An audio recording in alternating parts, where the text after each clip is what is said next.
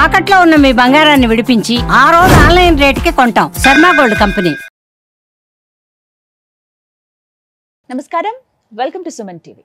నేను గీతాంజలి. ప్రస్తుతం మనతో పాటు ఒక ముఖ్య అతిథి ఉన్నారండి. వారు శ్రీ విద్యాపీఠం వ్యవస్థాపకులు, అలాగే గత 45 సంవత్సరాలుగా శ్రీ విద్యా ఉపాసనతో ఎంతో మందికి మంత్రోపదేశం చేసినటువంటి శ్రీ గురు కరుణామయ్య గారు మనతో పాటు ఉన్నారు. వారితో మాట్లాడదాం, మరిన్ని అమూల్యమైన విషయాలు తెలుసుకుందాం. గురుగారు నమస్కారం అండి. గురుగారు, మరొక ప్రశ్న అండి. కొన్ని అశుభంగా భావిస్తాం పూజ చేసేటప్పుడు, ప్రత్యేకంగా లేకపోతే ఆలయానికి వెళ్ళినప్పుడు. అందులో ఎక్కువగా అనుకునేది కొబ్బరికాయ కుళ్ళిపోతే. మనం కొట్టిన కొబ్బరికాయ కనుక కుళ్ళిపోయిందా, మనసులో కొన్ని రోజుల పాటు ఇంక అదే ఉంటుంది. తర్వాతసారి వెళ్ళినప్పుడు పువ్వు వచ్చినా కూడా గతంలో 15 రోజుల క్రితం వెళ్ళాను, ఆ గుడికి వెళ్ళాను, అక్కడ కొబ్బరికాయ కుళ్ళిపోయింది, ఎందుకు మళ్ళీ ఆ గుడికి వెళ్ళలేకపోతున్నాను. ఇలాంటివి నేను చాలా మంది దగ్గర చూశాను. అంటే ఇలాంటివి ఇంకా చాలా ఉన్నాయి. ముందుగా కొబ్బరికాయ గురించి అడుగుతున్నాను మిమ్మల్ని. అసలు కొబ్బరికాయ కుళ్ళిపోతే దేనికి సంకేతం అండి? పూజలోనే కాదు, మన జీవితంలో అనేక సంఘటనలు జరుగుతాయి.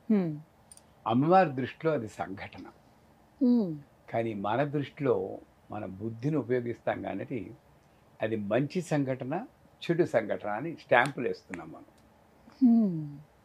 ధర్మాధర్మ విభజిత సవ్యాపసవ్య మార్గస్థ లలితా సహస్రం పరిచయం ఉంటే మూర్త అమూర్త, నిత్యతృప్త అనిత్యతృప్త, 2 పదాలు ఉంటాయి. అవును అని.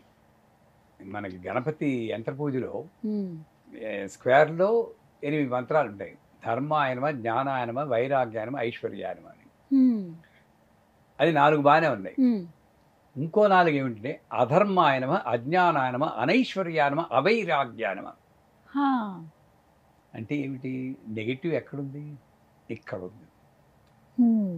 మరి గణపతి పూజలో అది కూడా ఒక మంత్రం అయితే మనం మామూలు జీవితంలో ఉన్నవే సంఘటనగా భావించాలి.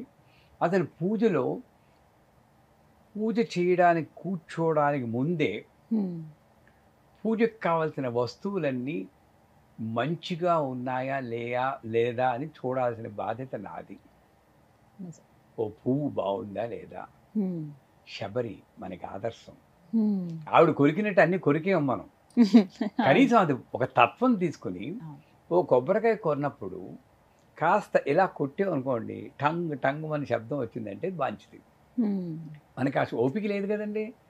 పూజ మనం షాప్కి వెళ్తే అమ్మ బ్లౌజ్ పీస్ దేనికమ్మా? పూజకేలేండి అంటే అలక్ష్యం. ఎక్కడే పూజకండి మంచిది ఇవ్వండి, ఉత్తమమైనది ఇవ్వండి అడిగిన వాళ్ళు ఉన్నాం. ఉత్తమమైనది ఉండాలి. అంచేది నేను కొబ్బరికాయ కొట్టి ఇలా కొట్టి చూస్తాం. టంగ్ అంటే బాగుంటుంది, సాధ్యమంత వరకు బాగుంటుంది. బోలు శబ్దం వచ్చిందంటే డెఫినెట్గా అది కుళ్ళింది. అది నేను ప్రయత్నించడం లేదు. ఒకవేళ అంతా చేసే కూడా అది ఒకవేళ కుళ్ళిందే అనుకో, అప్పుడు లేని ఫ్యూచర్ని నేను ఊహించకుండా, అమ్మా ఏదో నేను నా నడవడికలో తప్పు ఉంది, దాన్ని సూచనాప్రాయంగా చెప్తున్నావు, దాన్ని ధర్మ మార్గంలో నడిపించి బాధ్యత కూడా నీదే తెలిపి అక్కడిక్కడ మర్చిపోవాలి. అంతేగాని దీనివల్ల ఏదో చెడు జరుగుతుందని లేని చెడుని ఊహించడం తప్పు. దీంతో పాటు ఇంకొకటి కూడా ఉంటుంది. దీపం పెడతాం, అమ్మవారి చీర ఏదో అంటుకుంటుంది, కొంచెం కాలుతుంది.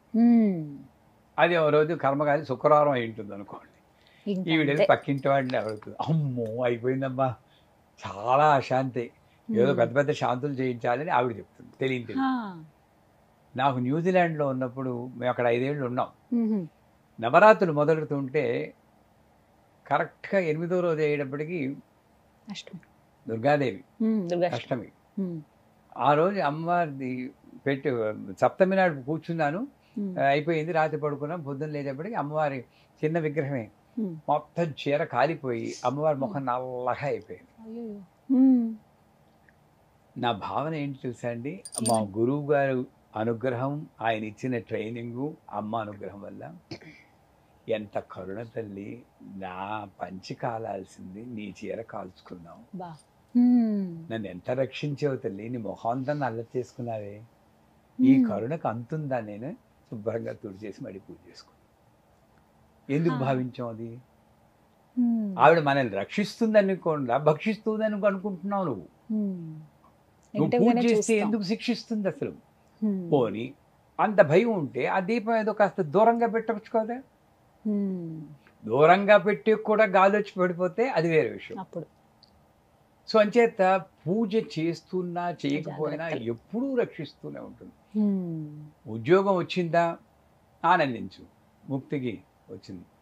పోయిందా ఆనందించు, పూజ చేసుకోవడం కాస్త టైం దొరికింది. అలా చూడాలి.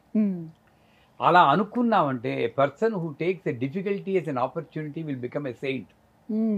వీడికి ఉద్యోగం పోయినా కూడా ఇంత భక్తి ఏంట్రా బాబు, వీడి ఇలాగా ఇంత ధ్యానం అయిపోతే యోగి అయిపోతాడు, అక్కడ మణిదీపంలో చోటు ఇవ్వాలని వెంటనే ఉద్యోగం ఇచ్చేస్తుంది వాడికి. ఇది సూక్ష్మం. ఆరతి తిప్పుతాం, ఆరతి ఇలాగా. చాలా మందికి ఉన్నటువంటి సందేహం గురువు గారిది, నా తర్వాత ప్రశ్న కూడా అదే. ఇలా దానికి లోకల్లో జరిగేది అంటారు. ఈవిడేం చేస్తుంది మరి, భక్తి పారవశ్యం ఏదో ఇలా పాట పాడేస్తూ గడగడ గడగడ తిప్పేస్తూ ఉంటుంది. మరి ఫోర్స్ గా తిప్పితే ఏ ఆరతైనా కొండకేస్తుంది. నువ్వు అమ్మో అశుభం, అశుభం ఏదో జరుగుతుంది అని భావన. అప్పుడు ఏం చేయాలి? ఆ భయం ఉన్నప్పుడు నాకు ఆరతి అప్పుడప్పుడు ఆరిపోతుంది, మళ్ళీ ఇంకోటి వేసి వెలిగిస్తాను. అసలు పట్టించుకోలేము, మళ్ళీ వెలిగించుకుంటాను అంతే. లేదా నువ్వు మెల్లిగా ఇలా ఒక సర్కిల్ మళ్ళీ ఇలా, గుళ్ళల్లో చూడండి ఎంత, గుళ్ళల్లో ఇలాగే ఇస్తారా గడగడగడా?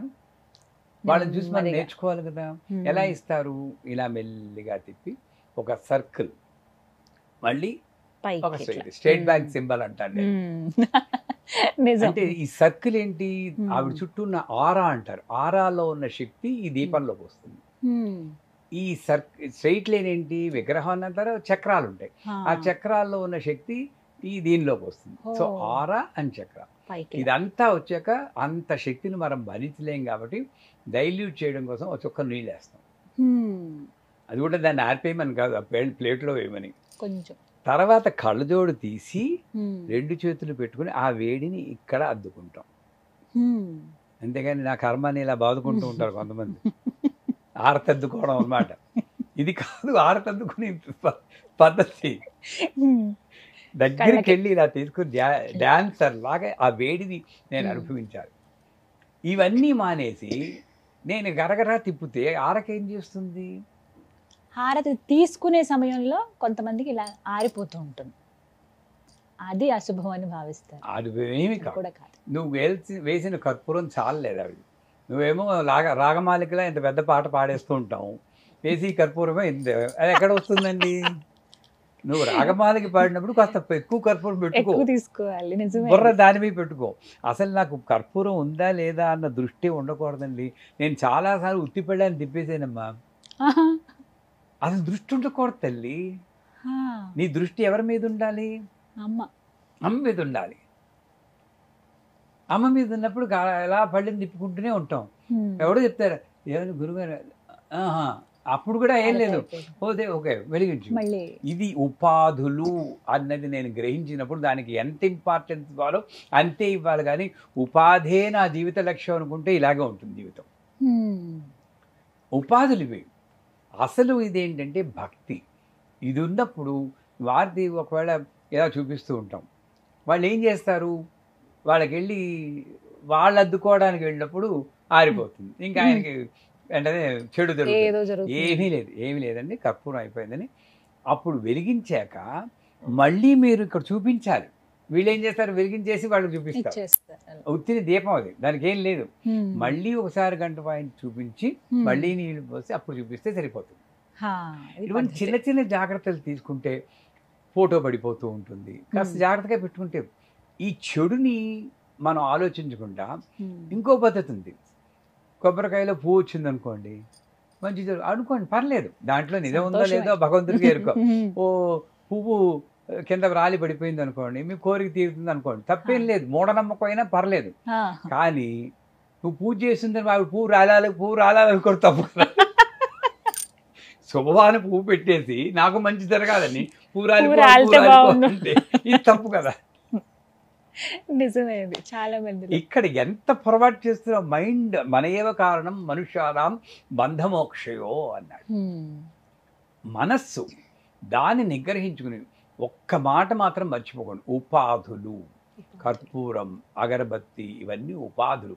దీని వెనకాతల రహస్యాలు చాలా ఉంటాయి. అగరబత్తి ఎందుకు వెలిగించాలి అన్న దాని వెనకాతల రహస్యం ఉంటుంది. అది అర్థమైన వాడికి అగరబత్తి మీద దృష్టి ఉండదు. ఒకటి వెలిగించాలా, రెండు వెలిగించాలా, దీపం ఒక ఒత్తి పెట్టాలా, రెండు ఒత్తులు పెట్టాలా, విడిగా పెట్టాలా, కలిపి పెట్టాలా, నూనె వేయాలా, నెయ్యి వేయాలా, కొబ్బరి నూనె వేయాలా, నూనె వేయాలా, కిరసనాయలు తప్పితే ఏ నూనె పర్లేదు నా దృష్టిలో. ఆ కిరసనాయల వాసన వేస్తుంది కాబట్టి ఆవిడకి. అంత దీనికి వెళ్ళాలి. నాకు దీపం ఎందుకు వెలిగిస్తున్నా అని తెలియదమ్మా. ఎంతసేపు ఒత్తి మీద దృష్టి ఉంటుంది. అంటే ఉపాధి మీద నుండి నువ్వు బయటకి దృష్టి తప్పించుకుంటే దీపం ఆరిపోయినా నువ్వు లెక్క పెట్టవు. తల్లి ఆడుకోకు తల్లి, ఎందుకు అలా విసిగిస్తావు అని కాస్త నవ్వుకొని మళ్ళీ వెలిగించుకో.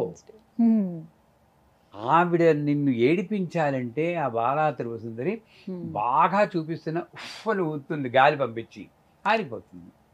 ఏం చేస్తావు? ఆపగలమా? మనం ఏం ఆవిడ తెచ్చుకుంటే ఉన్మేష విశ్వోత్పన్న విపన్న భోరావిడి. అప్పుడు నేనేం చేయాలి? ఆవిడతో కమ్యూనికేట్. భాస్కర్ రాయని వాడు కమ్యూనికేట్ చేసేవాళ్ళు. మనం స్తోత్రాలు చదువుతున్నాను, కమ్యూనికేషన్ లేదు ఇక్కడ నుండి. కానీ ఇక్కడ నుండి కమ్యూనికేషన్. ఆయన పూజ చేశాక మామూలు సోది చెప్పిపట్ట. అమ్మ పక్కింటి ఆయన ఏంటి తల్లి విసిగిచ్చేస్తున్నాడు, ఏం చేయమంటావు అని అడిగేవాడు. అప్పుడు అమ్మవారు వచ్చి ఆయనకి తాత ఇలా చెయ్యని చెప్పిట్టాం. అంత కనెక్షన్. మీరు ఇందాక ఇప్పుడు అడిగారు ఇంకో క్వశ్చన్ ఓ వీడియోలో, కనెక్షన్ ఏమిటని. ఇది కనెక్షన్. అమ్మవారిని అమ్మవారిలా భావిస్తే ఇలా ఆరిపోయినా కూడా ఎందుకే తల్లి. నాకు నైవేద్యం పెట్టేటప్పుడు సాధారణంగా నేను ఇలా నైవేద్యం పెడతాను, ఇలాగే తినిపిస్తాను. తినిపించినప్పుడు ఇక్కడ మెతుకు అంటుకుంటుంటే ఆ మెతుకే నేను ప్రసాదం కింద తీసుకుంటాను. ఇలా పెడుతుంటే కింద పడిపోతుంది. చూసి వాళ్ళు నన్ను తిట్టుకుంటారేమో, నేనేం చేశాను, ఇలా కొట్టాను. చూడు నాకు ఆఫీస్ టైం అయింది, నువ్వు ఇలా ప్రతిసారి కింద పడేసేవంటే ఇంకోసారి నేను పెట్టలేను, ఇలాగా సరిగ్గా తిను, మీ నెంబర్ తర్వాత అంటుకోను. అంటే ఇలా అందరినీ నేను చెయ్యమని అంటలేదు. దీని వెనకాల తత్వం ఏంటి? నాకు అమ్మవారు అక్కడ ఉందమ్మా, విగ్రహం కాదది. ఆ భావన ఉన్నప్పుడు నాకు ఏం జరిగిందా నాకు వీటి మీద దృష్టి వెళ్ళొద్దండి. కర్పూరం ఆగిపోయినా వాళ్ళు చీర అడ్డుకుపోయినా ఏముండదు. నాకు అమ్మ లీలలే. ఆవిడ్ని ఆపడానికి ఎవ్వరి తరము కాదు, నేను నిమిత్త మాత్రమే అని భావించినప్పుడు ఈ ప్రశ్నలే ఉత్పన్నించు. ప్రతి ఒక్కరు తెలుసుకోవాలి ఈ విషయాలు. చాలా చక్కగా వివరించారు గురుగారు. ధన్యవాదాలండి. చాలా అమూల్యమైన సమయం మీది మా కోసం కేటాయించారు. ఇంకా ఎన్నో సందేహాలు ఉన్నాయి, సమయాభావం వల్ల ముగించవలసి వస్తుంది. మరొక కార్యక్రమంలో మళ్ళీ కలుద్దాం. నమస్కారం.